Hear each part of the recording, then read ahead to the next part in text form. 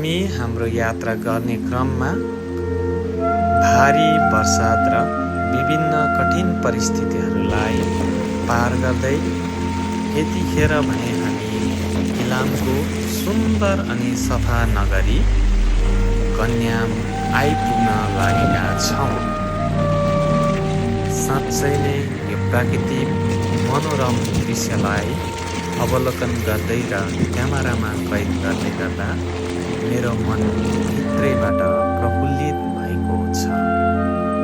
जब गन्तव्य असल अनि राम्रो हुन्छ, यात्रा भने निकै नै कठिन हुने कुरा मैले यो यात्रामा आत्मसात गरेको छु।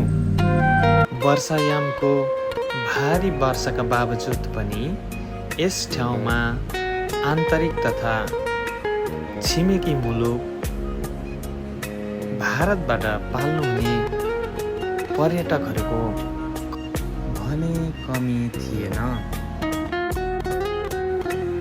प्राकृतिक विविधताको मेरो देश नेपाल र म नेपाली हुनुमा मलाई धेरै नै गर्व छ।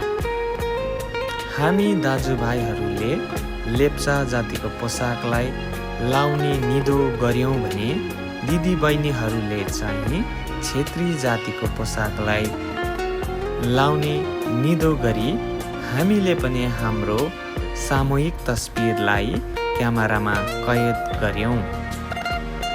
प्राकृतिक र सांस्कृतिक विविधताले भरिएको यो इलामको कन्याम साँच्चै नै प्यारो थियो र तपाईहरू पनि यस ठाउँमा भ्रमण गर्न सक्नुहुनेछ।